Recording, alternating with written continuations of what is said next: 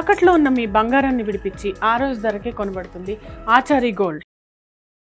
వైఎస్ఆర్సీపీ స్థాపించిన తర్వాత రాయలసీమలో గణనీయమైనటువంటి మెజారిటీని సాధిస్తూ వస్తోంది. 2014 ఎన్నికలు కావచ్చు, 2019 ఎన్నికలు కావచ్చు, ఈ రెండు ఎన్నికల్లో వైఎస్ఆర్సీపీకి రాయలసీమ నుంచి గణనీయమైనటువంటి మెజారిటీ వచ్చింది, సీట్లు వచ్చాయి.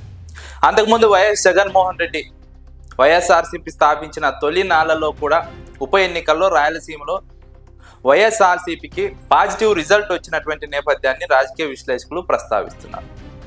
అయితే 2024 ఎన్నికల్లో మాత్రం రాయలసీమలో తెలుగుదేశం పార్టీ గణనీయమైన సీట్లను సాధించింది. వైఎస్ఆర్సీపీ చాలా వరకు తన సీట్లను కోల్పోవలసి వచ్చింది. అయితే తెలుగుదేశం పార్టీ ఈ విషయాన్ని గుర్తించి రాయలసీమలో వైఎస్ఆర్సీపీ ఉన్నటువంటి బలాన్ని గుర్తించినటువంటి నేపథ్యంలో ఇప్పుడు రాయలసీమలో వైఎస్ఆర్సీపీని మళ్ళీ బలపడకుండా చూడాలని తీవ్రంగా ప్రయత్నం చేస్తోంది. అందులో భాగంగా వ్యూహాత్మకంగా రాయలసీమ పైన ఫోకస్ చేసింది.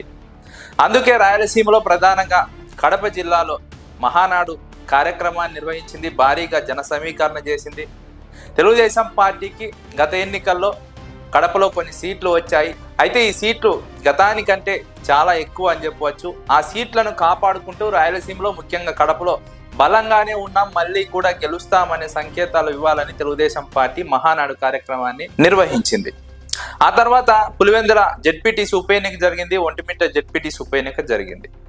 ఈ రెండు సీట్లు కూడా వైఎస్ఆర్సీపీ అనివార్య కారణాల వల్ల అక్కడ ఎన్నిక రావడంతో తెలుగుదేశం పార్టీ పోటీ చేసింది. వైఎస్ఆర్సీపీ కార్యకర్తల్ని పూర్తిగా భయభ్రాంతులకు గురి చేసి రిగ్గింగ్ చేసుకొని ఆ ఎన్నికల్లో గెలిచినటువంటి సందర్భం.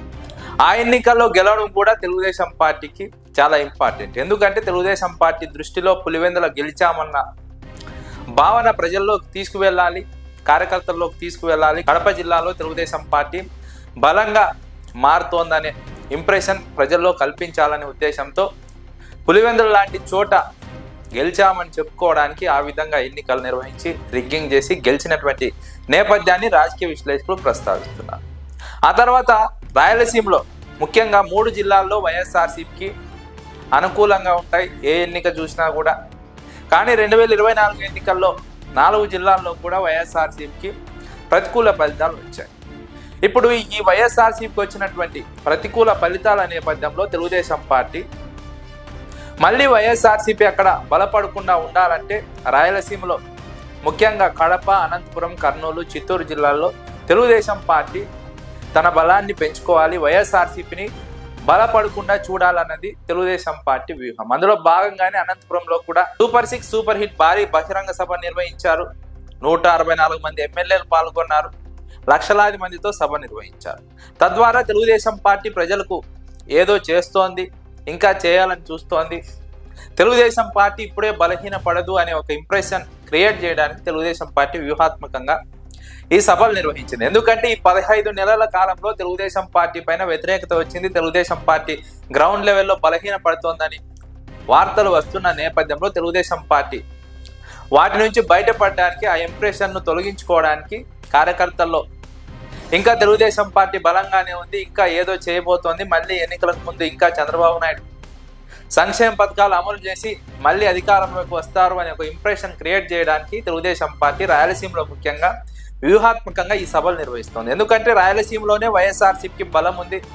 వైఎస్ఆర్సీపీ ఏమాత్రం కోలుకున్నా మొదట అది రాయలసీమ నుంచే మొదలవుతుంది, రాయలసీమ నుంచే వైఎస్ఆర్సీపీ విజయాలు కూడా మొదలవుతాయి. కాబట్టి రాయలసీమలో పట్టున్నటువంటి ప్రాంతాల్లో వైఎస్ఆర్సీపీని దెబ్బ కొట్టాలి, వైఎస్ఆర్సీపీని లేవకుండా చేయాలి. అప్పుడు మాత్రమే తెలుగుదేశం పార్టీ అనుకున్న విషయంలో సక్సెస్ అవుతుందని తెలుగుదేశం పార్టీ అధిష్టానం భావిస్తుంది. అందులో భాగంగానే వ్యూహాత్మకంగా కడప, అనంతపురం జిల్లాలను వేదికలుగా ఎంచుకొని భారీ బహిరంగ సభలను నిర్వహించడం జరిగింది. అనంతపురం జిల్లా తెలుగుదేశం పార్టీకి మొదటి నుంచి కూడా పాజిటివ్గా ఉంటుంది. ఈ నేపథ్యంలో అనంతపురంలో సూపర్ 6 సూపర్ హిట్ సభ నిర్వహించడం ద్వారా తెలుగుదేశం పార్టీ గురించి మంచి ఇంప్రెషన్ క్రియేట్ చేయాలి.